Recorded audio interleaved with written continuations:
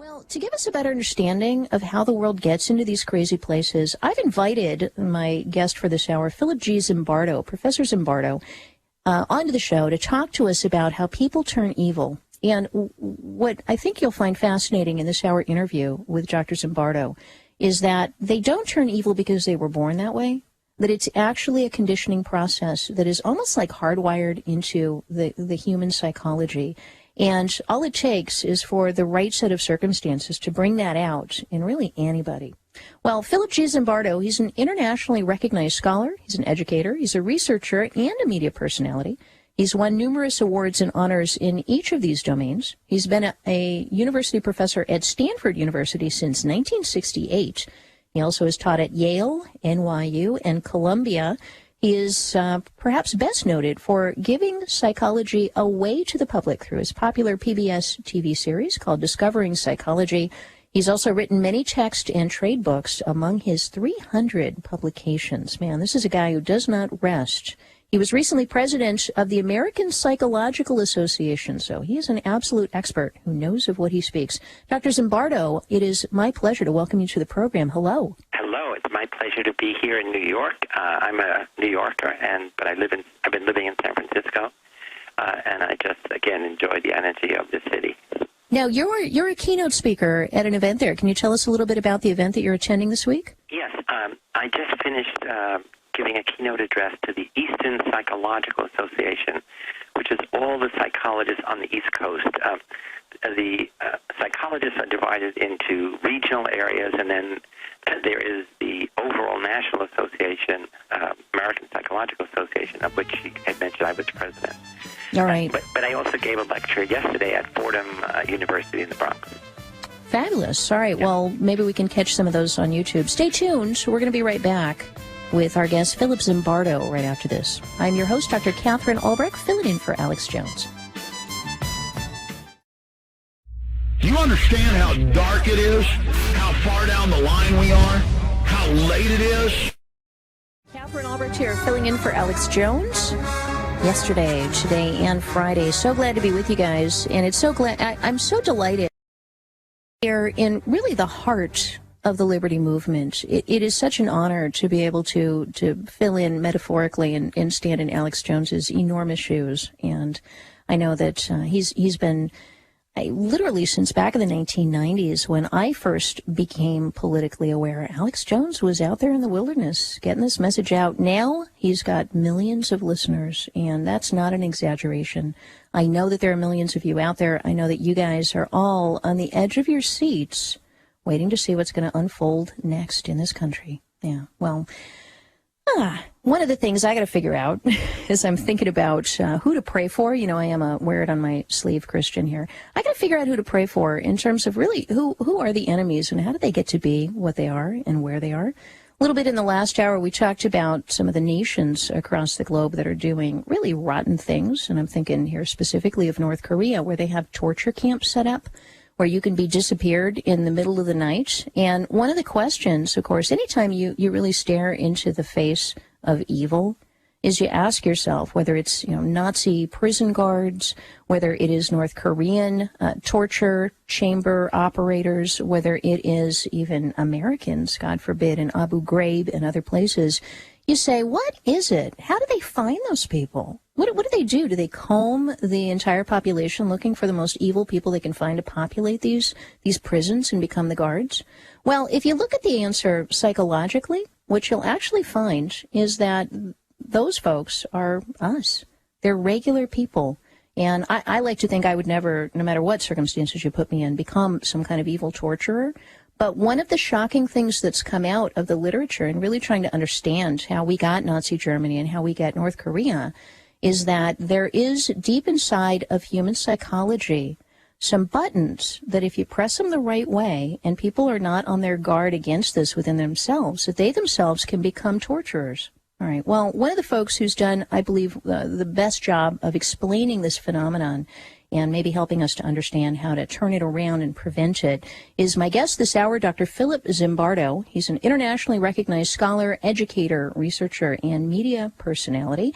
He's been a professor at Stanford University since 1968. He's taught at Yale, Columbia, and elsewhere. and he has published over 300 publications. He was recently the president of the American Psychological Association, and he is joining us live from New York, where he just delivered the keynote address to the group of Eastern psychologists. Hello, Dr. Zimbardo. Hello, glad to be with you. Great to have you here. Now, I know that your research spans the gamut. You have, in your lengthy career, you've covered so many different topics. In the last hour on the show, I was talking about what's going on over in North Korea. You know, we've got Dennis Rodman over there rubbing elbows with Kim Jong-un and going to parties and saying Kim Jong-un has a friend for life, and kind of some weird stuff going on in the media. But when we think about North Korea, which, by the way, also just today announced that they're going to reverse the ceasefire, the 1953 ceasefire against South Korea, you got to say, well, hang on a second, that's a brutal regime. They've got people in prison camps there that are tortured regularly up in North Korea. And I wanted to bring you on because of your psychological insights into what leads people to torture. You did a series of experiments at one point, the prison experiments, that I think shed some light on that. Can you give us an overview of what you've learned and what you learned from the prison experiments? Yeah, I'd be happy to do that. And I appreciate your introduction to your audience. I think I have to begin by focusing on, it's the wrong question to ask, who are those evil people? That there's no question that people do bad things, evil things. Torture is among the bad things people do. But so is prejudice and discrimination, so is bullying. And so I've been obsessed with the question of why did good people turn evil, not why did bad people do bad things. And I started actually as a kid asking that question because I grew up in a ghetto in the South Bronx in poverty in New York. If you grow up in any inner city anywhere in the world, you're surrounded by people whose job it is to get good kids to do bad things for money. And so I always wondered as a kid, how come some of my friends took the bad path, and I and some other kids took the good path, the right path. And so again, even as a kid, I realized that, evil is not in people. Evil is in situations. So that if you grow up privileged, you don't have those negative influence agents around you to tempt you to do bad things. And so now we're talking about, for example, Abu Ghraib, this infamous prison that really denigrated America's image to the world, because what we saw in those few images were young American prison guards, men and women for the first time, not only abusing prisoners, but apparently taking delight in it, smiling, giving high fives, having prisoners in horrific positions, piled up naked and so forth, dragging them around by a leash. And so when I saw that reminded me of my Stanford prison study, which I did back in 1971. And there, the question I asked is, what happens if you put good people in a bad place? What happens if you put good apples in a bad barrel? And so the study was, we had 24 students, college students from all over the United States who were in the San Francisco area in the summer. And they answered an ad to be part of a study of prison life for 2 weeks, to go for 2 weeks. We randomly assigned half to be guards, half to be prisoners, after we pre-selected the ones who were most normal, most healthy psychologically and physically. And then we gave them uniforms, and we put them in a very realistic kind of psychological prison. And what that means is with, bars on their doors and solitary confinement and all the accoutrements of a prison. We had local police arrest the prisoners, bring them to a real jail and then to our jail. We had a prison chaplain and public defenders and parole board hearings and visiting days. So essentially, I created a very realistic simulation. And the idea was to observe what happens when a good kid happens to be put in the role of guard and another good kid happens to be put in the role of prisoner. And to make a long experiment, and the prisoners, of course, lived there 24/7. The guards worked 8-hour shifts. What happened is within 2 days, the first normal, healthy college student prisoner had an emotional breakdown. And each day thereafter, another prisoner had a breakdown in the same way. How could that be? Well, they were responding to the sadistic, brutal behavior of their guards. And essentially what happened was the boys in the role of guards again, to do what guards do, is to use power to dominate, to treat the prisoners as if they were their puppets. In fact, that's the phrase one of the guards used. We're like puppeteers, and they are our puppets. Because any prison setting is about one thing. It's about power. So that if you are in the guard role, you have to constantly demonstrate you have power over the prisoners, which means you have to impress upon them that they have none. And any attempt by prisoners to have more power is treated with punishment, with abuse. And the prisoner guard metaphor is a metaphor of life. It's not just prison. You see this in some marital relationships. You see this in some, teacher-student relationships, etc. And so I had to end the study after 6 days. We couldn't go the full 2 weeks because it was out of control. Yeah, and when you talk about out of control, I know that the prisoners themselves were responding by having breakdowns. What were the prison guards doing? The prison guards were enjoying. Their power. See, again, most people have a minimal amount of power. I mean, if you're rich, you have some monetary power. If you're big, you have power over little kids, littler people. The guards were really acting like big bullies.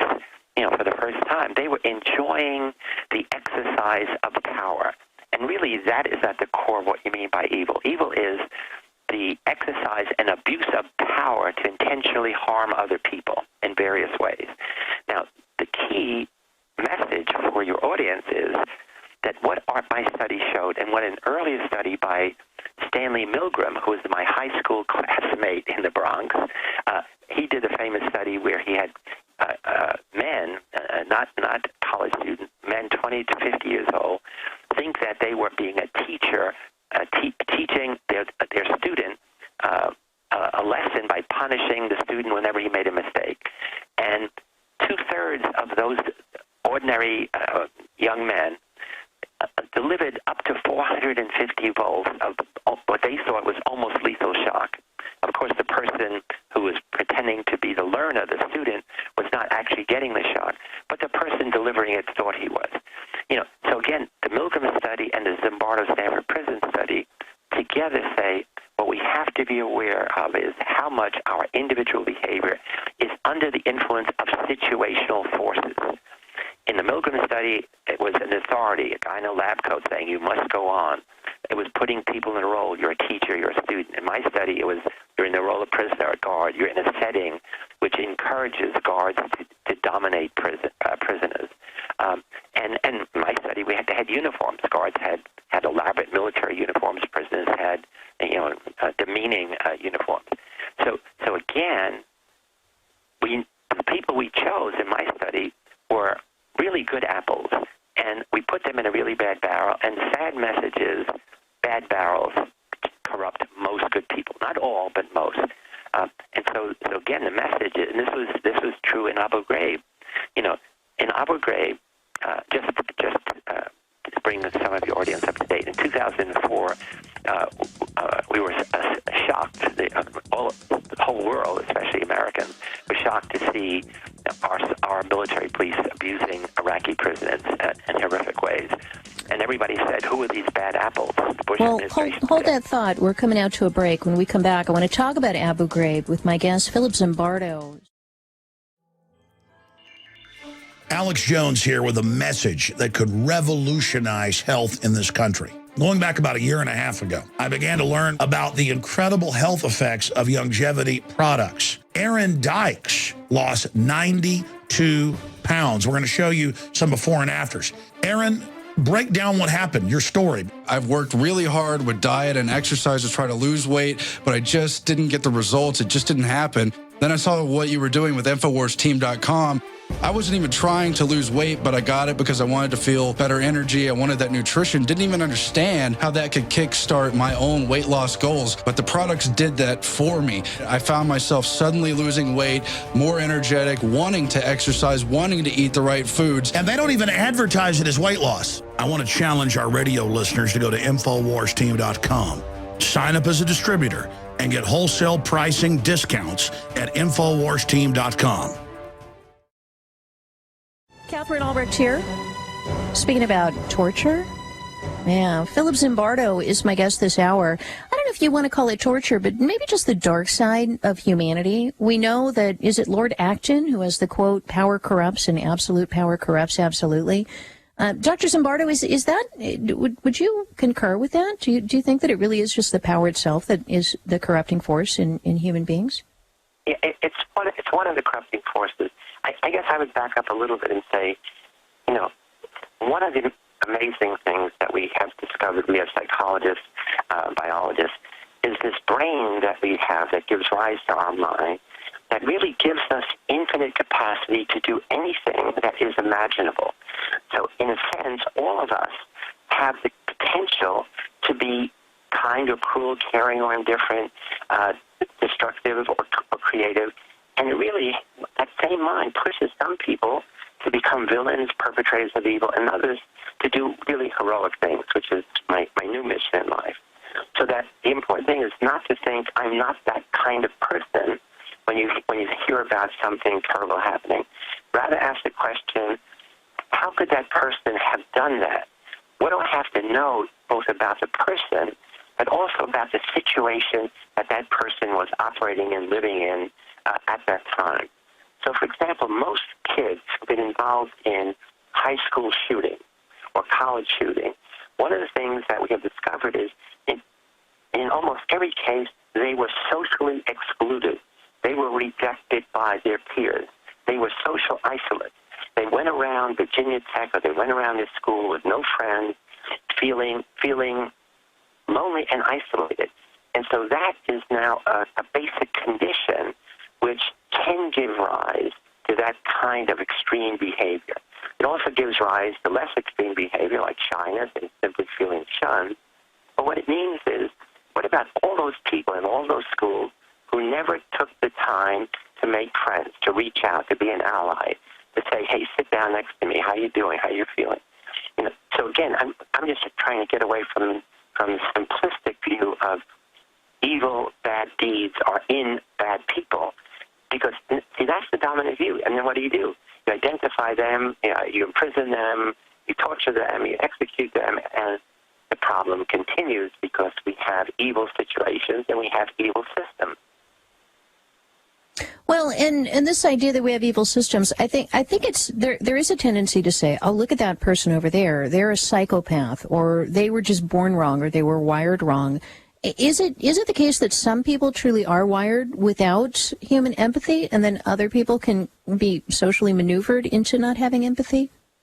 Yeah, yes, of course. I mean, that what we know, actually mostly through psychiatry, is about 1% of every population in the world are people who grow up with really a brain defect. We call it being a psychopath. That is, they grow up without the ability to feel empathy for other people, without the ability to feel suffering. These are people as kids, can torture animals and take delight in it and not feel any guilt or shame. But that's only 1%. You see, and the problem is in a lot. So, for example, with the shooting in Connecticut, people focused on, oh, this kid was a psychopath. Well, that may be true, but that was not true of any of the other kids and all of the many other shootings. But again, the system analysis is something that we rarely do. So, as I said, social psychologists like me say, look, what we have to understand is basic conditions that people live in. So, if you live in poverty, that's a social condition that's going to increase the likelihood that you're going to do bad things for money. But also, if you live in a setting where people practice dehumanization, they think of others as less than human.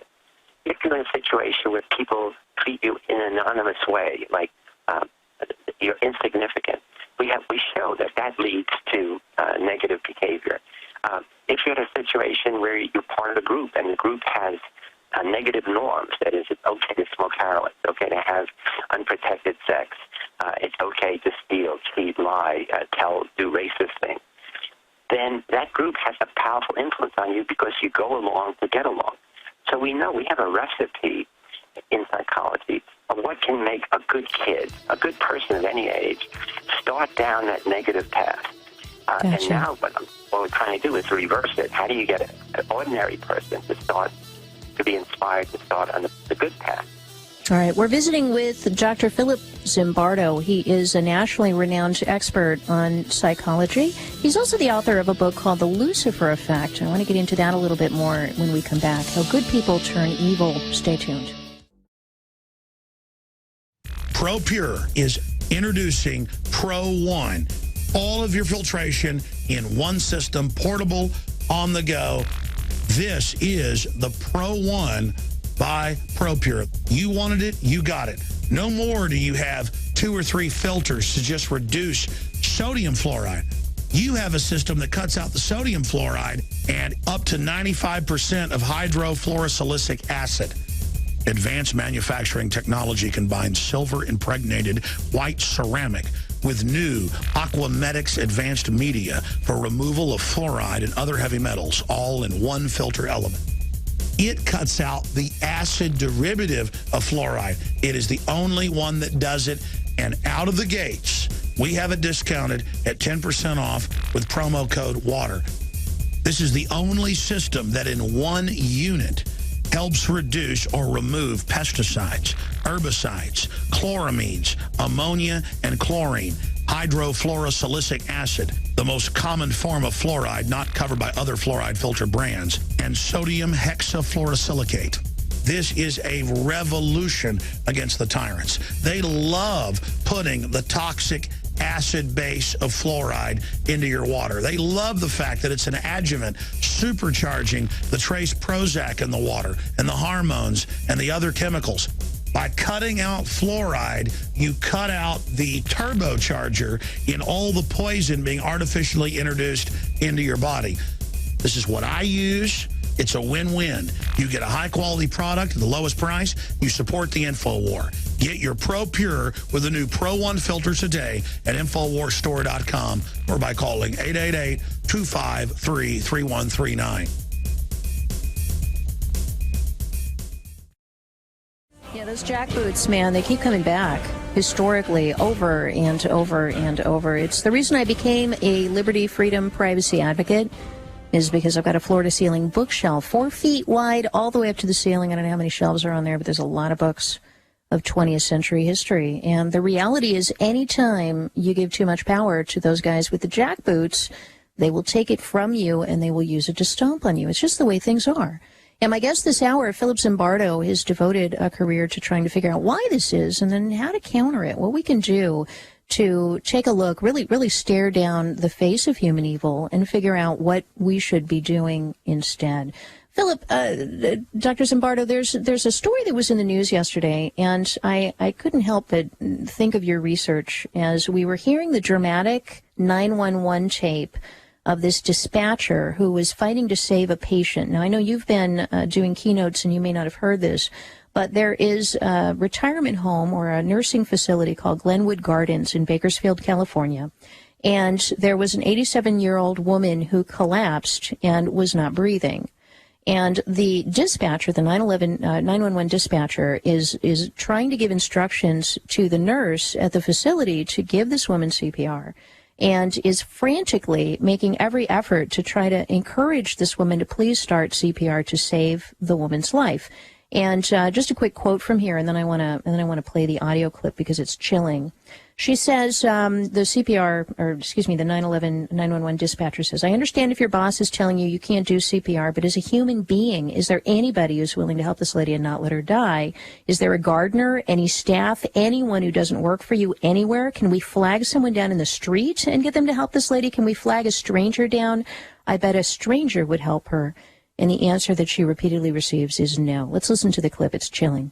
Coming is quick. They've been on the way all this time, but we can't wait. This lady's going to die. Yeah.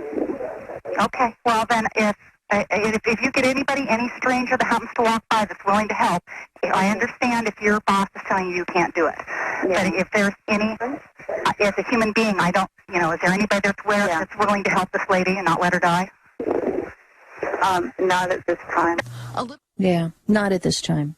All right. Dr. Zimbardo, this this coldness, I think, has really shocked the nation as we've been hearing this 911 call, that anyone would put the bureaucratic rules of just their local facility, which I guess told the nurses that they're not allowed to perform CPR, that anybody would be able to coldly stand by and let a fellow human being die with that degree of just dispassionate lack of emotion, lack of compassion, lack of anything. Is this one of these psychopaths, this nurse? Is she one of the 1% that was just born wrong, or what's going on in this call? No, it's not a goal. I mean, again, it's really important not to focus the blame on the nurse. She is simply part of a system that says, here's what we don't want to do because we could get sued. And suppose you start the CPR and you don't do it right and the person will die. So first of all, in any home for the aged, everybody should know how to do CPR. That should be a requirement by every state. So we have to change the laws so that not only is it permissible, but they have to know how to do it. This is reminiscent what happened last year, if you remember. In China, a little girl, a toddler, is walking along a street, and a car runs over her, and there is a surveillance camera that shows in 10 minutes, maybe 18 people passed by within 1 foot of that girl, and no one stops to pick her up, and she dies the next day. And this was a moral crisis in China, just as this one should be now in America. And the reaction was, most people said, I wouldn't help either. Not that I didn't care, but people might have thought I did it, or maybe if I moved her, it would make it worse. So this is what you call the need for a good Samaritan law. That is, if you, with good intention, try to help somebody in an emergency situation, you cannot be held liable for any negative consequences. In America, I think only 22 states have such a law. And so here's self-interest to say, I don't want to lose my job if I go against the rules. The rules are don't do it. But the bottom line is, how do you step out of that rule-based system and say, I cannot allow another human being to die, because suppose that was my mother, suppose that was me. And so partly what we have to do is, how do you get people to really feel empathy and compassion for every other person, not just an old person or not just a person of a different gender or race or whatever, but for everyone. And so this is just jumping ahead of ourselves. So this is what I've been trying to do in moving from my focus on why did good people turn evil to how can we make ordinary people like that aid in to be inspired to do the heroic thing. In this case, the heroic thing is to go against the system and say, I'm sorry, I know it's a rule, I have to do this. And she would have been honored now rather than shamed. Right. She would have been the hero. And now, simply because she did follow the rules. And, when you're living in a society where the rules begin to go crazy, and I'm sure that we could look at Nazi Germany or North Korea as examples right now, even, where, in North Korea, it is the appropriate thing to do that if you see somebody with a cell phone and you're a member of the regime there, that you beat that person brutally and torture them and put them into a labor camp. So when the rules begin to go crazy and things begin to go totally wrong, it just seems that there's such a difficulty of human beings to resist that. I want before we open up the phone lines, and let me go ahead and do that now, 1-800-259-9231 for your questions and comments for my guest this hour, Dr. Philip Zimbardo. Before we do that, I want to talk, I know you've got a new project, and I also want to talk about the Lucifer effect. So you went from doing the Stanford prison experiments, which people can find online. They can start page that. We don't use Google around here. We use start page. They can start page it. They can also look up your book, The Lucifer Effect, and kind of follow your progression as a force of change in the psychological community. The Lucifer Effect was maybe one step behind where you are now, which is really the Hero Project, to try to get people into not just being evil, but not just not being evil, but literally becoming heroes. Just really quickly, can you give us the overview of the Lucifer Effect? Sure. So I had mentioned earlier that I did this dramatic study called the Stanford Prison Study to demonstrate. It was a very vivid demonstration of the ease with which good people, good intelligent college students, could be seduced to do bad things if they were put in the role of a guard who had power, in a situation where they could use that power. And then in 2004, Abu Ghraib erupted, and there were direct parallels between what happened in Abu Ghraib prison and in my prison. And so so I became an expert witness for one of our guards to demonstrate that he was a good apple and that the military put him in a very bad barrel. And I was able to demonstrate that. And in my book, The Lucifer Effect, I not only present the Stanford Prison Study in almost moment by moment, hour by hour, but then I take the reader to Abu Ghraib. And I think I know more about Abu Ghraib than almost anyone. I was immersed in it for several years. But really to understand, how could this happen? How could good American men and women do these terrible things? And the point is, every guard on the night shift did terrible things. No guard on the day shift did. So that's a situational difference. And then it's a simple answer. The military intelligence told only the guards on the night shift, break the prisoners. Do whatever you have to do so when we interrogate them, they'll spill the beans. And in 3 months, no senior officer ever went down to the dungeon at night. In the day shift, they didn't tell them that, and it was always surveillance. So that's the reason. It was not that they put the bad guards on the night shift and the good guards on the day shift. That's what we call a situational variable. And so now in Abu Ghraib, for example, they don't do that. They have procedures. They have oversight. They have, situational procedures that will prevent such abuses. And so the Lucifer Effect book summarizes that. And then in the last chapter, I say, how do you resist? I mean, these are powerful forces. And the point is that in almost all situations, it's the majority who conform, comply, obey. But curiously, there's always a small percent who resist, 10% or more. And then I focus on, maybe we can think of them as heroes. But what does it mean to be a hero? The curious thing is there's almost no research on heroism. It's not in any psychology text. It's not in the positive psychology movement.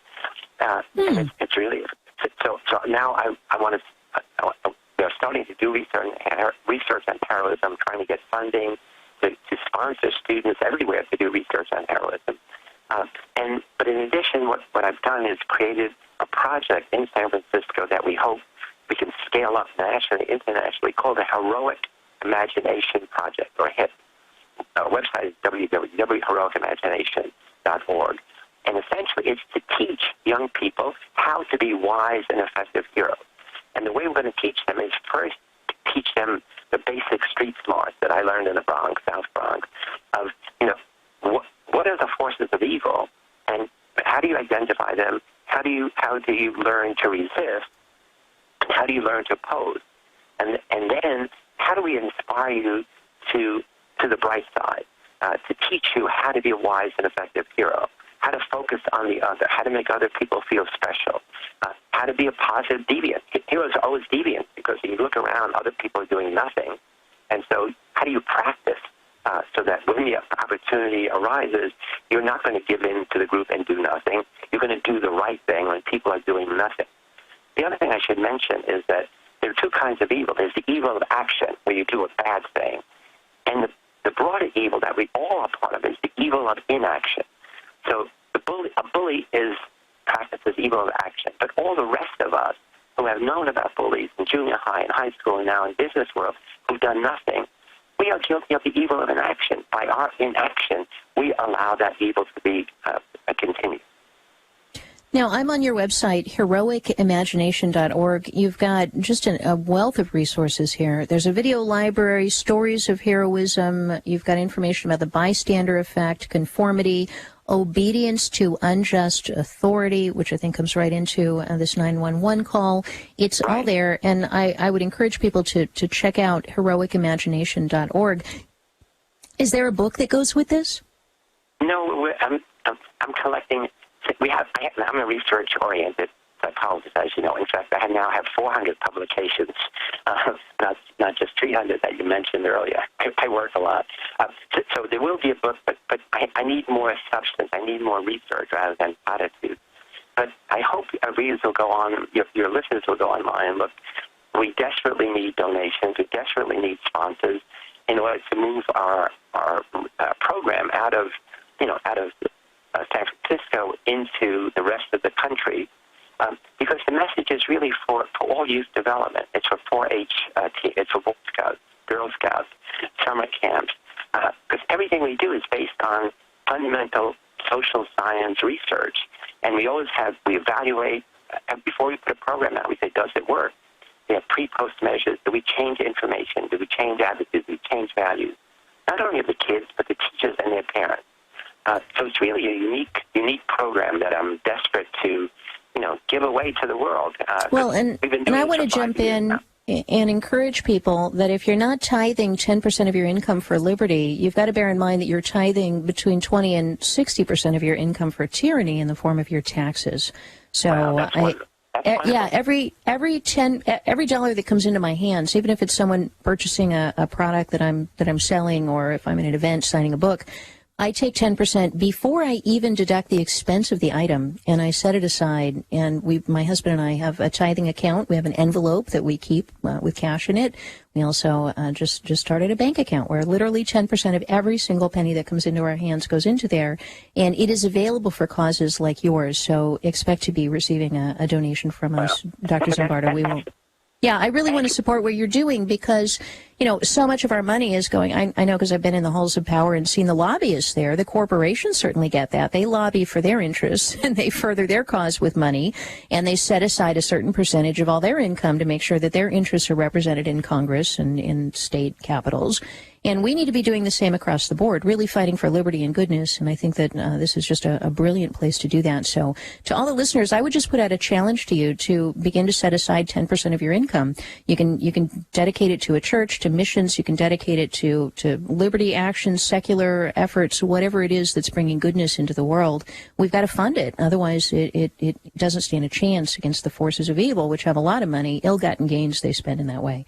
All right, let me go to the phone lines and take your questions and calls for my guest, Dr. Philip Zimbardo. Let us go ahead to Emily, who is calling in from Tennessee. Hello, Emily. You're on with Philip Zimbardo. Go ahead.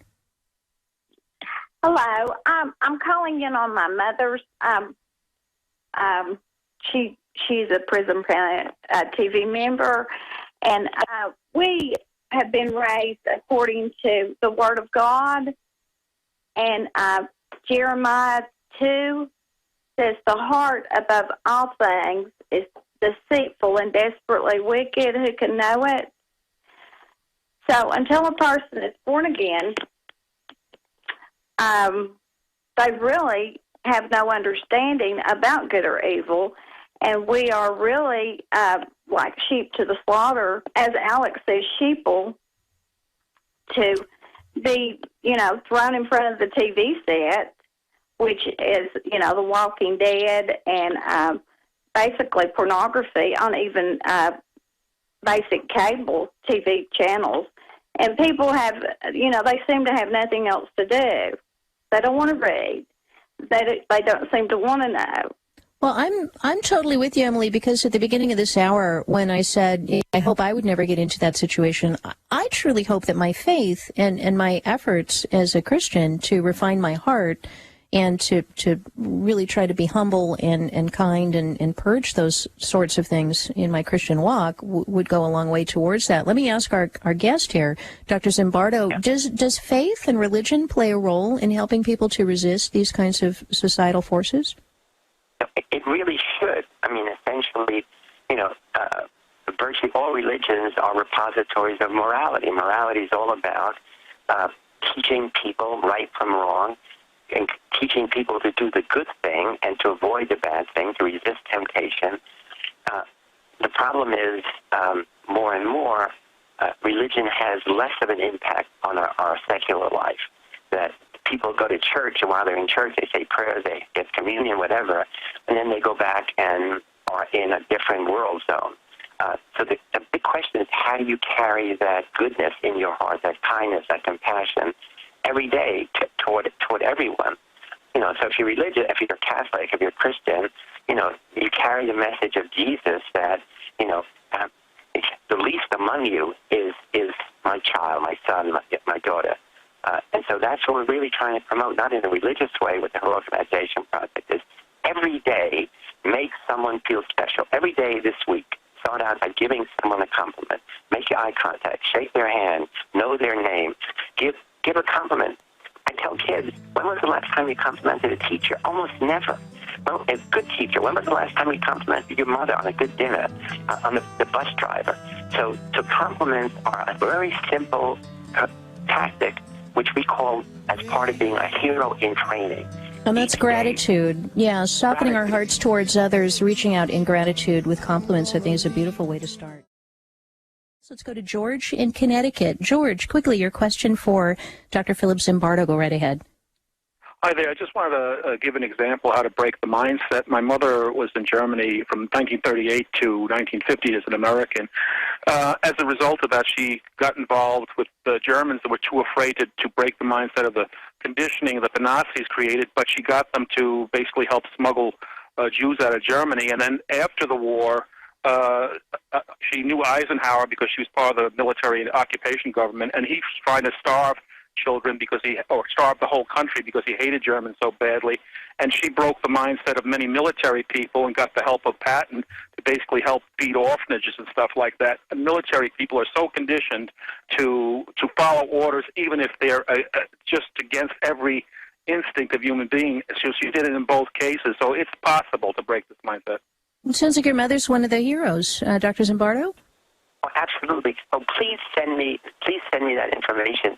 My email is drzimbardo@gmail, because that's exactly the kind of person who's a silent hero. What she did is extraordinary on both sides.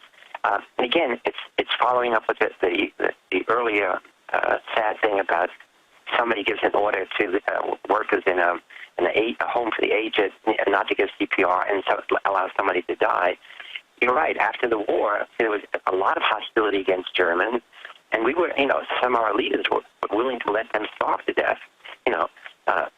They were not necessarily Nazis. They were people who followed orders of Nazis. Well, and we hear their stories, but we don't always hear the stories of the heroes. So, George, thank you for your call. I hope you can get in touch with Dr. Zimbardo, and we can take that story to the next level. Let's get a call in from, Zoe in Illinois. Zoe, just quickly, I think we've got about a minute left. Go ahead. I love that last call, by the way. If my question's been asked, just ignore it. But I have to ask Mr. Zimbardo, I read about this Stanford prisoner experiment back when I was in college, and it always bothered me that somebody would do an experiment like this. How can you know you didn't damage the people that were involved in the experiment permanently, or it really bothered me to think that someone would do this. It was interesting, I admit, but yeah, the psychological damage. Thank you, Zoe, of people going through that. Yeah. No, it's very important to realize. And in my book, I have a great extended section on it.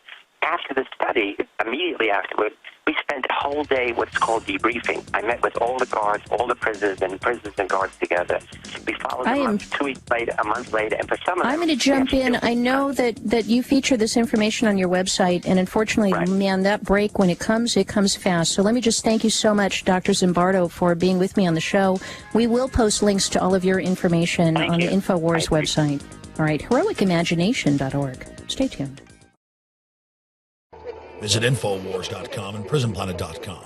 When you're on the site, you can also tune in 24 hours a day to my daily radio broadcast. There's also a free iPhone app to listen to the syndicated radio show when and where you want.